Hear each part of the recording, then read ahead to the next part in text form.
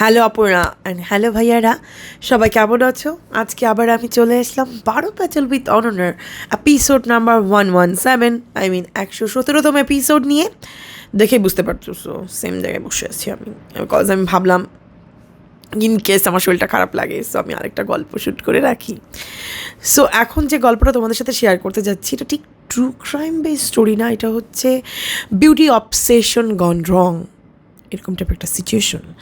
আজকে যাকে নিয়ে আমি গল্প বলতে যাচ্ছি সে হচ্ছে সাউথ কোরিয়ার একজন সিঙ্গার এবং অ্যাক্ট্রেস, যার নাম হচ্ছে হান মিয়াকু। হান মিয়াকু খুবই নিম্ন মধ্যবিত্ত ফ্যামিলিতে জন্ম নেয়, আর ছোটোবেলা থেকেই অনেক অভাব অনটনে সে বড় হতে থাকে। যখন সে একটু বড় হয়েছে, তার জ্ঞান হয়েছে, তখন থেকে সে রিয়েলাইজ করতো আমাকে তেমন ইনকাম করতে হবে বড় হয়ে যেন আমি আমার ফ্যামিলির হাল ধরতে পারি, আমি তাদেরকে সুখে শান্তিতে রাখতে পারি। যখন তার বয়স 20-এর কাছাকাছি, তখন সে অনেক জায়গায় অডিশন দিতে দিতে বেসিক্যালি সিঙ্গার এবং অ্যাক্ট্রেসের জন্য চান্সেস পায়। অনেক সময় গান গাওয়ার জন্য তাকে জাপানেও যাওয়া লাগতো, জাপানে অনেক প্রোগ্রাম করতো সে। সো ছোটোবেলা থেকেই সে কিন্তু বলতে পারো আসলেই তার ফ্যামিলির হাল সে ধরেছে। যখন থেকে সে ইনকাম করা শুরু করে, তার ফ্যামিলি বলতে পারো কাইন্ড অফ একটা পর্যায়ে এসেছে যেটাকে সচ্ছল বলা যায়। সো ও যতটা মানে যদি ও সম্ভব হয় যে এক সপ্তাহে 10টা শো করা, ও 10টাই করতো, যতই কষ্ট, কারণ ওদের টাকার প্রয়োজন। আরেকটা জিনিস না বললেই না, ও ছোটোবেলা থেকেই নিজেকে নিয়ে অবসেস ছিল। অবসেস মানে আমাকে পারফেক্ট লাগতে হবে, আমাকে সুন্দর লাগতে হবে, কারণ হান মিয়াকু দেখতে সুন্দর, সুইট কিউট টাইপের একটা মেয়ে ছিল। ছোটোবেলা থেকেই সবাই ওকে বলতো তুমি বড় হলে নায়িকা হবা, সিঙ্গার হবা, তুমি দেখতে সুন্দর। সো ওর ভিতরে একটা প্রেশার কাজ করতো যে হোয়াট ইফ আমার সৌন্দর্য আর না থাকে, তাহলে কি সবাই আমাকে আর ভালোবাসবে না? আমি কি আর কাউকে অ্যাট্রাক্ট করবো না? যদি আমার সৌন্দর্য না থাকে তাহলে কি আমার গান শুনবে না? তাহলে কি আমি কখনো আর মুভিতে চান্স পাবো না? সো এই জিনিসটা কন্টিনিউয়াসলি ওর ভিতরে বলতে পারো একটা ইনসিকিউরিটি তৈরি করতো। সো এরকম একটা অবস্থায় ও চিন্তা করে যে আমি তো শুনেছি যে সাউথ কোরিয়াতে এরকম অনেক প্রসিডিউর আছে, যেমন বোটক্স, ফিলার। আমি যদি এগুলো এখন থেকেই করি তাহলে তো আমার স্কিনটা আরও অনেক টান টান থাকবে, আমাকে দেখতে অনেক সুন্দর লাগবে। তো যেই কথা সেই কাজ, এবার জাপান থেকে ট্যুর করে এসে ওর জন্যে ও একটা মোটামুটি লেভেলের একটা বলতে পারো সস্তার ভিতরে ডাক্তার খোঁজা শুরু করে দেয়। বাট ওর যে টাইপের টাকা আছে রাইট নাও, এই টাকায় অনেক বড় অ্যাকচুয়াল ভালো যারা বোটক্স ফিলার করায় সেই জায়গাটা অ্যাফোর্ড করা সম্ভব না।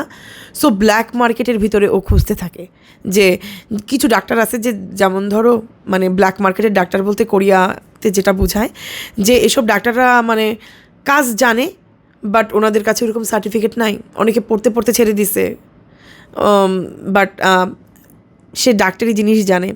এরকম অনেক প্লাস্টিক সার্জন ডাক্তার আছেন, এরকম অনেক ডার্মাটোলজিস্ট ডাক্তার আছে। আমি এরকম একটা রিসার্চে দেখেছিলাম যে কোরিয়ার অলমোস্ট প্রত্যেকটা বাসার আন্ডারগ্রাউন্ডে একটা করে ছোট করে এরকম ক্লিনিক থাকে যেখানে বোটক্স ফিলার করানো যায়, ছোটোখাটো অপারেশন করানো যায়। সো এরকম আন্ডারগ্রাউন্ডের ও ডাক্তার খুঁজতেছিল, কজ যেন ওর বেশি কস্টিং না হয়। তো এরপর প্রথমবার ও বোটক্স করার পর ওকে খুব সুন্দর লাগতেছিল। একটা আছে না যে ওভার ডান না, পারফেক্ট। সবাই ওকে বলতে থাকে ওয়াও তুমি কোথায় ওয়ার্ক ডান করাইছো, তোমাকে অনেক সুন্দর লাগতেছে।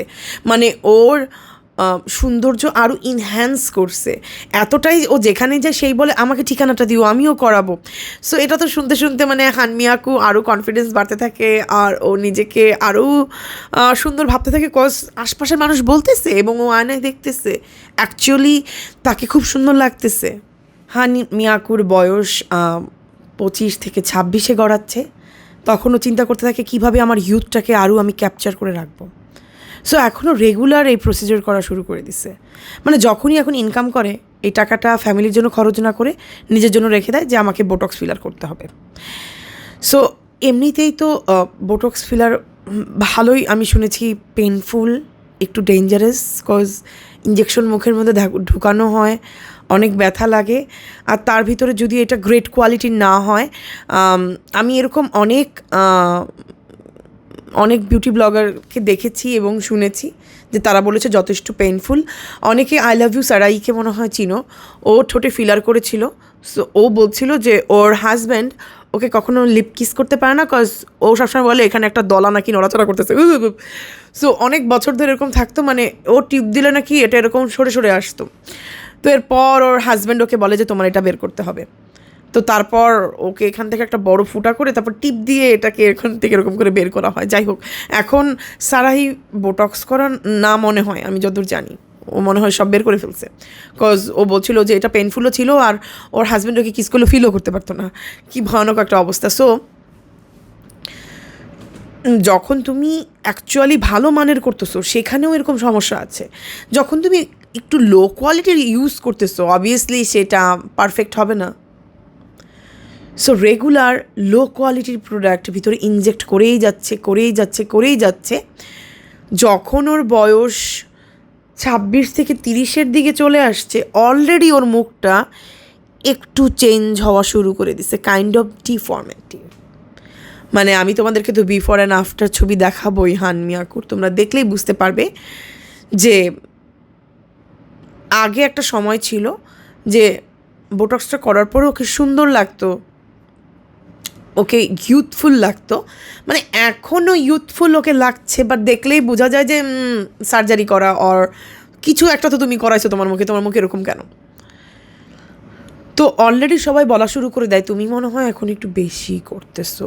আমার বাসা থেকেও বলতেছে যে মুখটা মনে হয় একটু অন্যরকম লাগতেছে, আর করিস না, এরকম টাইপের প্যারেন্টসরা বলতে থাকে। ও আর কার কথা শুনবে, এটা কাইন্ড অফ ওর নেশা হয়ে গেছে যে কোনো একটা কাজ পেলেই টাকাটা রেখে দিব। আমার কাছে মনে হতেছে আমি যেটা করি, আমি যদি কোনো প্রমোশনাল কাজ করি সবার আগে আমি ঠিক করি কী স্কিন কেয়ার কিনবো, কী মেকআপ আমার কেনার দরকার আছে, কী দরকার নাই সেটাও আমার কিনা লাগবে। পুরো টাকাটাই আমি আবার মেকআপের উপরেই চালাই আমি যদি কোনো টাকা ইনকাম করি। সো আমার কাছে আমার ওর কথা শোনার পর আমার নিজের কথা মনে হইতেছিল। যাই হোক, এখন আমি আগে থেকে অনেক ভালো হয়েছি, তারপর আমি খারাপ। যাই হোক, সো এই মেয়েটাও সেম কাজ করতে করতে যখন ওর বয়স অলরেডি 32-এর দিকে, এবার জটা আস্তে আস্তে ড্রুপি হয়ে যেতেছে, ঝুলে আসতেছে নিচের দিকে। নর্মাল মানুষের মতো, মানে মুখ এদিক দিয়ে চিকন, এদিক থেকে এরকম করে বড় হয়ে মোটা না ঠিক, মানে ফুলে গেছে এইভাবে, মনে হচ্ছে কোনো ভারী একটা জিনিস নিচের দিকে নামতেছে। সো ওকে দেখে এরপর থেকে মানে ওই যে একটা প্রশংসার সবসময় শুনে আসে, এটা কিন্তু আস্তে আস্তে কমতে থাকে। আর যে দেখে সেই ওকে দেখে বলে যে কিছু করাইছো মুখে, তাই না?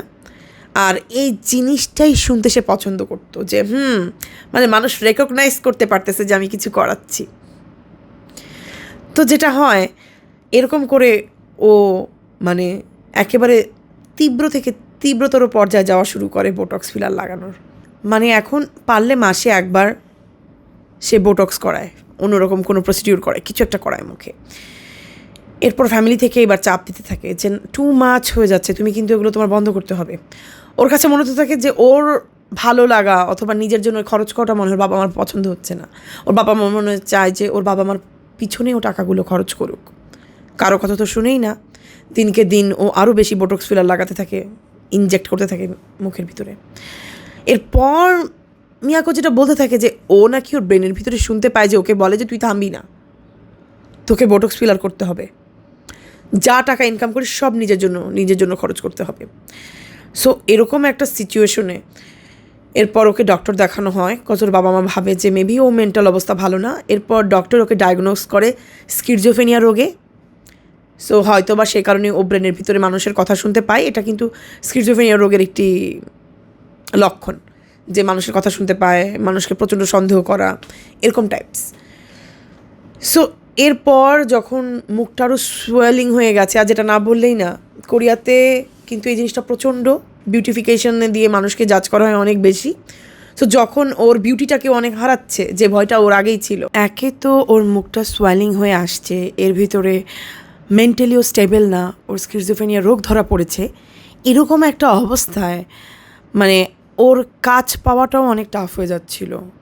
একটা টাইম ছিল ও অনেক শো করে বেড়াতো, যে কারণে ফুল ফ্যামিলি নিয়ে ও জাপানে থাকতে পারতো, আস্তে আস্তে সেটা আর সম্ভব হচ্ছিল না। কারণ যাও টুকিটাকিও ইনকাম করতো, সব কিছু ও হচ্ছে ওর মুখে ঢালতো। তো এরপর ওর ফ্যামিলি চিন্তা করে এভাবে তো আর থাকা যায় না, আর এখন টাকা পয়সারও অনেক প্রবলেম চলছে। তো ওরা ফুল ফ্যামিলি মিলে আবার সাউথ কোরিয়াতে সবাই ব্যাক করে। ব্যাক করার পর মানে ওকে সবাই অনেক বোঝানোর চেষ্টা করে যে এটা করো না, সেটা করো না। ও কারো কথা শুনে না, ও ওর মতোই ওর যা টাকা আছে এগুলো নিয়ে বোটক্স ফিলার করতে রওনা দিয়ে দেয়। তো এবার ফ্যামিলি মেম্বারই বাবা মার ঠিক করে যে ওর মুখের অবস্থা তো অনেক খারাপ, এটার ক্যারিয়ারের উপর এফেক্ট পড়তেছে, ওর মেন্টাল হেলথের উপর এফেক্ট পড়তেছে। হোয়াট ইফ আমাদের কাছে যা টাকা পয়সা আছে এটা দিয়ে আমরা একটা ভালো ডাক্তারের কাছে ওকে নিয়ে যাই, শেষবারের মতো ওকে একটা অপারেশন করাই দিই, দেন ও ডান, ও আর কিছু করবে না। তো এই ব্যাপার নিয়ে মিয়াকুর সাথে ওর বাবা মা কথা বলে এবং মিয়াকু বলে ওকে ঠিক আছে ফাইন, আমাকে করায় দাও। দেন ওর বাবা মা ফাইনালি ওদের যা টাকা আছে এই টাকা খরচ করে ওকে একটা ভালো মতো অপারেশন করায় দেয়। এই অপারেশনটা করানোর পর যখন ও একটু সেরে উঠে, এখন আবার একটু কাজ টাজ পাচ্ছে, গেস হোয়াট, ও আবার বোটক্স ফিলার করানো আর নিম্ন জায়গা থেকে করাচ্ছে, যেখানে মানে ভালো প্রোডাক্টও দেয় না। সো এগুলো করিয়ে ওর মুখের ও আরও 12টা বাজায় দিছে। দেওয়ার পর এইবার বাবা মার সাথে এবারও শুরু হয়ে গেছে তুমুল ঝগড়া, যে আমরা তোমার বেস্ট দেওয়ার চেষ্টা করতেছি আর তুমি তোমার জন্য এত খারাপ করতেছো, তোমার ক্যারিয়ারের উপর প্রবলেম হচ্ছে, আমাদের নিজেদের মানে আর্থিক অবস্থা সমস্যা দেখা দিচ্ছে। এগুলো নিয়ে বাবা মায়ের সাথে প্রচুর ঝগড়া হয়, ও ঘর থেকে বের হয়ে যায়। এরপর যা টাকা থাকে সব টাকা খরচ করতে করতে একেবারে রাস্তায় নেমে যায়, লিটারেলি হোমলেস হয়েও কিছুদিন ঘুরতে থাকে। এরপর বাবা মার মানে কানে খবর যায় যে ওদের মেয়ে হোমলেস হয়ে ঘোরাঘুরি করতেছে।